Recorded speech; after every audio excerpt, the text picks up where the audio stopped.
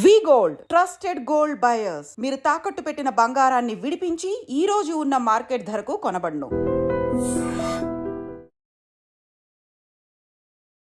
Hi hello నమస్తే, welcome back to iDream media. ఈరోజు మనతో ఉన్నారు లెజెండరీ స్టాక్ మార్కెట్ అనలిస్ట్ అయిన ఏఎస్ చక్రవర్తి గారు. సో ఇక ఇండియా పాకిస్తాన్ వార్ ఎంతవరకు ఉన్నా కానీ ఇది స్టాక్ మార్కెట్పై ప్రభావం ఏ విధంగా చూపించే ఛాన్స్ ఉందంటారు?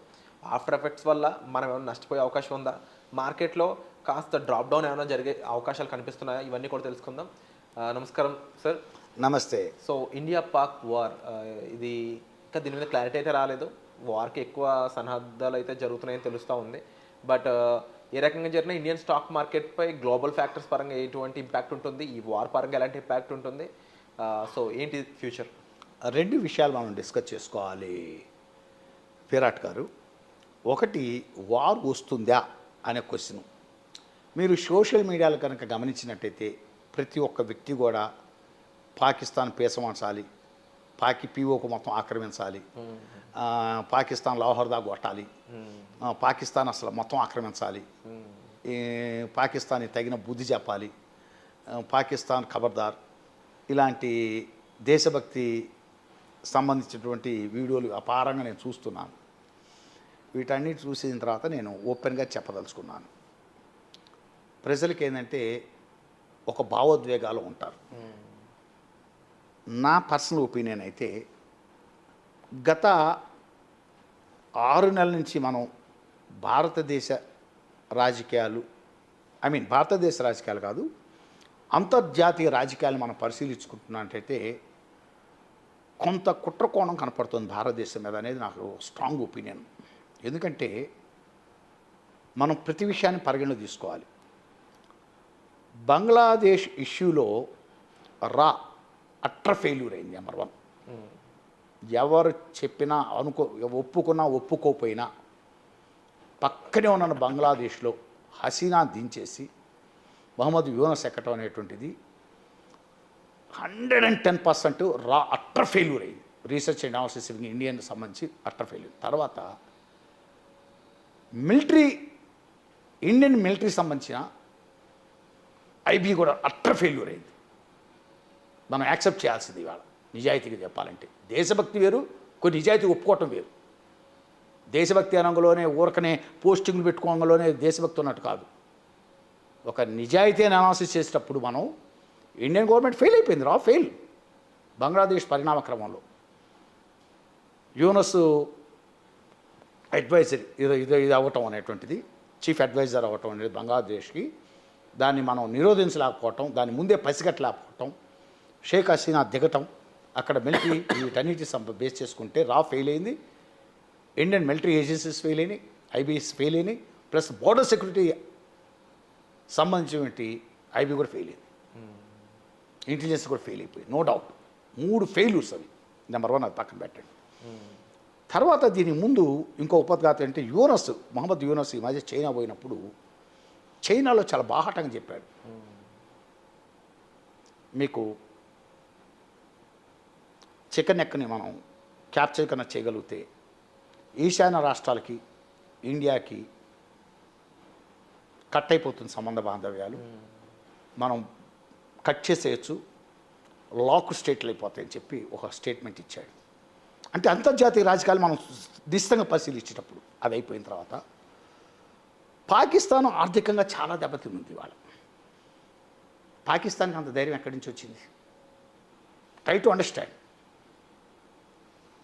ఇవాళ పుల్వామాలో దాడి చేసి ఒక 25 మందిని చంపేసేటువంటి ధైర్యం పాకిస్తాన్కి ఎక్కడి నుంచి వచ్చింది? అంటే ఫైనాన్షియల్ సపోర్ట్ ఉందంటారు. సో పాకిస్తాన్ దగ్గర రిజర్వ్ చూసుకుంటే 1 మంత్ సంబంధించి 1 month gold reserve, foreign exchange reserves. మరి అంత డేర్ ఎలా చేయగలిగారు? ఆర్థికంగా నలిగిపోతుంది, రాజకీయ అస్థిరత ఉంది, ఆర్థికమైన అస్థిరత్వంలో ఉంది, ఫారిన్ రిజర్వ్స్ లేవు, ఇన్ఫ్లేషన్ అన్కంట్రోలబుల్గా ఉంది అక్కడ పాకిస్తాన్లో. మరి ఇలాంటి సందర్భాల్లో అక్కడ ఉన్నటువంటి పుల్వామా దాడి చేసి 25 మందిని చంపేయటం అంటే దీని వెనక ఏదో సంథింగ్ రాంగ్, కుట్రకోణం ఉంది. ఎందుకంటే యుద్ధం డిక్లేర్ చేయటం పెద్ద సమస్య కాదండి. ఇప్పుడు రష్యా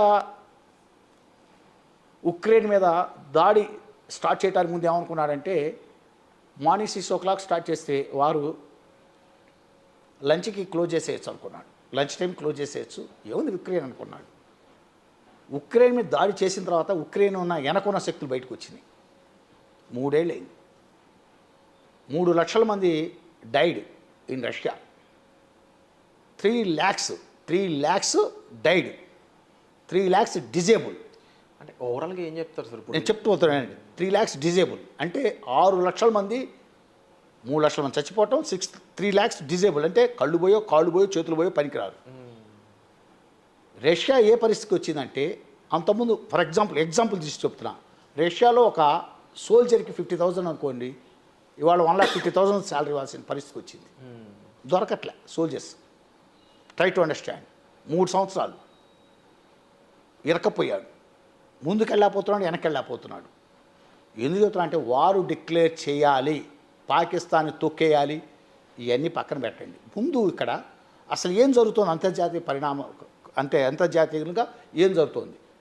దట్టు బంగ్లాదేశ్ మాజీ ఆర్మీ జనరల్ వాళ్ళ స్టేట్మెంట్ రిలీజ్ చేశాడు, మీరు పాకిస్తాన్ మీద దాడి స్టార్ట్ చేయగలోనే ఈశాన్య రాష్ట్రాలని క్యాప్చర్ చేస్తారు. ఎస్, మేము చికెన్ నెక్కని క్యాప్చర్ చేయడానికి ట్రై చేస్తూ ఉంటున్నాడు.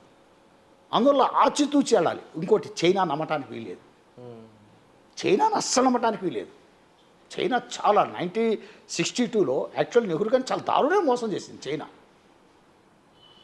యాక్చువల్ చెప్పాలంటే ఆ రోజు ప్రతిపక్షం సరిగ్గా వ్యవహరించాలి నెహ్రూ గారి విషయంలో. అస్సలు భారతదేశం ఆ రోజు ప్రతిపక్షం అనేది నెహ్రూ గారికి ఇవ్వాల్సిన విలువ గౌరవం అసలు వాస్తవం చెప్పాలంటే ఇవ్వలేదు. ఫ్రాంక్లీ స్పీకింగ్ ప్రతిపక్షం చాలా దారుణంగా బిహేవ్ చేసింది నెహ్రూ గారి విషయంలో. అందువల్ల చైనా అనే అంత నమ్మక దగ్గర కంట్రీ కాదు. ఇవాళ వార్ డిక్లేర్ చేశారు. ఇప్పుడు నరేంద్ర మోడీ ఎందుకు ఇంకా డిక్లేర్ చేయలేదు అనుకుంటున్నారు? వార్ డిక్లేర్ చేస్తావు ఒకసారి పాకిస్తాన్తో, ఏమో బిహైండ్ ఎవరు ఉన్నారు ఎవరు తెలుసు. ఫైనాన్షియల్ సపోర్ట్ వస్తుండొచ్చు, మీకు వెపన్ సపోర్ట్ వస్తుండొచ్చు, ఓ పక్క బంగ్లాదేశ్, ఓ పక్క చైనా, వీటన్నిటిని బేరీజ్ చేసుకోవాలి. వార్ డిక్లేర్ చేయడం ముఖ్యం కాదు స్ట్రాటజికల్గా. ఎందుకంటే నేను ఇందాక చెప్పాను మీకు ఫెయిల్ అయింది బంగ్లాదేశ్ పరిణామ క్రమంలో. హసీనా దిగి మొహమ్మద్ యూనస్ ఎక్కే విషయంలో ఫెయిల్ అయింది. మిలిటరీ ఐబీ ఫెయిల్ అయింది, బిఎస్ఎఫ్ ఐబీ ఫెయిల్ అయినాయి. చాలా అట్టర్ ఫెయిల్యూర్. ఇలాంటి టైంలో వెంటనే డిక్లేర్ మనం వెళ్ళి వెంటనే పాకిస్తాన్ పొద్దున పోయి సాయంత్రం కొట్టే వాడి దగ్గర న్యూక్లియర్ బాంబ్స్ ఉన్నాయి. మనం దేశభక్తి అంటే ఊరకనే ఏది పడితే అది మాట్లాడేయటం, తోలు తీసేయాలి పాకిస్తాన్ది, పొద్దున పోవాలి సాయంత్రం, ఏంది అదేమో దేశం, ఆటమిక్ పవర్ ఉన్న దేశం. దిగిన తర్వాత మళ్ళీ వెనక్కి రాలేము వార్లోకి. అందువల్ల ఆచితూచి, అందువల్ల వార్ అనేటువంటిది స్టార్ట్ అవుతుందా కాదా అనేది ఇప్పుడున్న డెవలప్మెంట్స్ని బట్టి డిసైడ్ చేయలేము. ఇప్పుడున్న డెవలప్మెంట్స్ని బట్టి, ఎందుకంటే చాలా లోతైన అంతర్జాతీయ మద్దతు కూడగట్టుకోవటం. జయశంకర్ గారు తిరుగుతున్నారు ఆ విషయంలో. అంతర్జాతీయంగా మనకు వచ్చే మద్దతు ఎట్లా ఉంటుంది, మనం ఎల్ఓసిని క్రాస్ చేయడానికి ఒప్పుకుంటుంది అంతర్జాతీయ సమాజం. మీరేదో మనం ఇండియా ఏకపక్షంగా వెళ్ళిపోయి ఎల్ఓసి క్రాస్ చేసుకొని కొట్టుకుంటూ లాహోర్ దాకా పోవటం, అంతర్జాతీయమైనటువంటి ఒత్తిళ్లు చాలా ఉంటాయి. వాజ్పేయి గారు మరి కార్గిల్ యుద్ధంలో ఎల్ఓసికి క్రాస్ చేయలే, ఎందుకు క్రాస్ చేయలే? అంతర్జాతీయ ఒత్తిళ్లు. ఇందిరాగాంధీ గారు లాహోర్ దాకా పోయి పోలీస్ స్టేషన్ మీద జెండా ఎగరేసి వచ్చింది 1971 వార్లో. వాజ్పేయి గారు కాళికామాత అన్నాడు పార్లమెంట్లో. మరి అంతర్జాతీయ ఒత్తిళ్లు వస్తున్నాయి. లాహోర్ నుంచి మళ్ళీ ఎల్ఓసి యువతలకు రావాల్సి వచ్చింది. చాలా విషయాలు పరిగణలో ఉంటాయండి. మనం అరుగు మీద కూర్చొని మన ఊళ్ళో ఏది పడితే అది మాట్లాడుకున్నట్టు ఉండదు ఇంటర్నేషనల్ పాలిటిక్స్లో. అందువల్ల మనకు మద్దతు వచ్చేవాడేవాడు, రానివాడేవాడు, అసలు ఇక్కడ లోపల ఏమన్నా మ్యాపింగ్ జరుగుతుందో మన మీద, ఎన్నో విషయాలు పరిగణలో తీసుకొని వార్ డిక్లేర్ చేయాలి. అందువల్ల వార్ అయితే ఇమ్మీడియట్గా డిక్లేర్ చేస్తారని నేను అనుకోవట్లేదు. కొంచెం అంతర్జాతీయంగా ఉన్నటువంటి పరిస్థితులు, మనకు వచ్చే మద్దతులు ఇవన్నీ చూసుకొని ఒక 4-5 రోజుల తర్వాత కానీ ఒక డెసిషన్కి రారు. ఇప్పుడు ఈ క్షణంలో వెంటనే డెసిషన్ రాలేదు. సో ప్రస్తుతానికి వార్ అనేది మనం ఏదో సినిమాటిక్గా అనుకోవడం కాదు, కానీ రియల్ టైం మీరు అబ్జర్వ్ చేసినట్లయితే జియో పాలిటిక్స్ పరంగా ఇన్ని రకాల ఆబ్జెక్టివ్స్ ఉన్నాయి కాబట్టి ఇప్పుడు వార్ జరగడానికి స్కోప్ అనేది చాలా తక్కువ ఉన్నట్టు అని చెప్పి. తక్కువ నేను అనట్లేదు, తక్కువ అని కూడా నేను అనట్లేదు. కొంత ఎక్సర్సైజ్ చేయాలి దాని మీద, ఇంకా టైం కొంత ఎక్సర్సైజ్ చేయాలి. 1-2 రోజుల ముందు ఎక్సర్సైజ్ చేయాలి. మనకు అంతర్జాతీయంగా వచ్చే మద్దతు ఏంటి, మన ఫైనాన్షియల్ పొజిషన్ ఏంటి, అసలు వాళ్ళ వెనక ఏమన్నా బిహైండ్ థాట్స్ ఏంటి, పాకిస్తాను, బంగ్లాదేశ్, అసలు చైనా, వీళ్ళ యొక్క ఇంటర్నల్ ఐడియాలజీ ఏంటి, వీటి మీద ఒక అవగాహనకు వచ్చి మనం దౌత్యపరంగా వాళ్ళతోటి చైనాతో కానీ మాట్లాడుకొని ఇంకా అమెరికాతో ఇట్లా అంతర్జాతీయంగా అతి ముఖ్యమైన దేశాలతో మాట్లాడుకుంటూ మనకు మద్దతు కూడగట్టుకొని వీటన్నిటిని బేస్ చేసుకొని వారిలో దిగాలి. అంతేగాని మనం ఏదో ఇక్కడ కూర్చొని వెంటనే పాకిస్తాన్ కొట్టేసేయాలి, తెల్లారి పొద్దునే అసలు లేకుండా చేయాలి.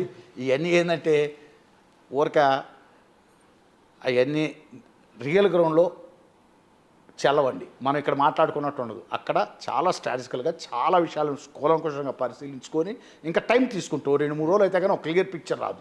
Yes sir, but thank you so much for the analysis. Stock market విషయం పక్కన పెడితే వార్క్ అయితే ఇలా ఉంది సిచ్యువేషన్ అనేది ఒక అనాలిసిస్ మీరు ఇవ్వడం ఒక రకంగా పాజిటివ్గానే కనిపిస్తుంది. సంహౌ మనం ఇంటలెక్చువల్గా బిహేవ్ చేస్తాం కాబట్టి ఇంటర్నేషనల్గా, సో వేచి చూడాలి ఏం జరుగుతుంది నెక్స్ట్ అనేది. But thank you so much for information. Thank you.